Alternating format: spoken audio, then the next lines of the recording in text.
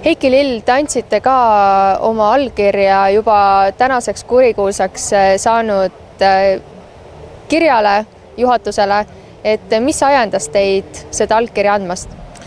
Ja andsin, kui ma seda kirja lugesin, siis ma nõustusin sealt ühe punktiga ja see on siis põhjus, miks ma selle allkirja andsin. Et minu nõustumine siis kaasnes punkti, mis käsitleb siis meedia kajastust.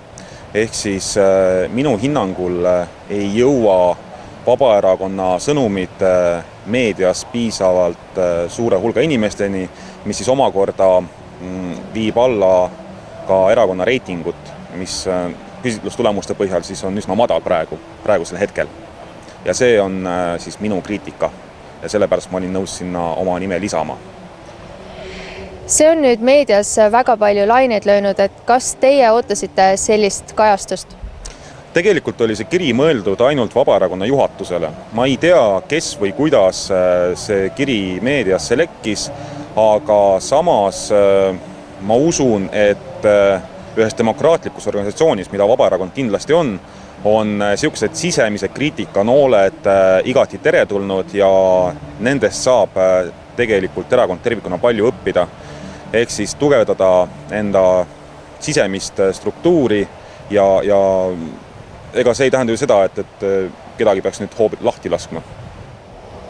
Ning mida näeksid teie lahendusena?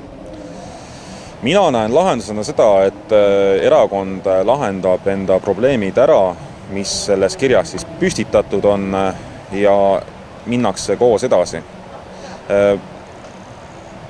Kui selle lahendusena nähakse, et juht peab vahetuma ja erakond tervikuna seda leiab, siis minugi poolest hetkel mina isiklikult ei näe selleks tungivat vajadust. Ka esinduskogus arutati palavalt seda teemat, et kas jõuti mingite lahendusteni või järeldusteni?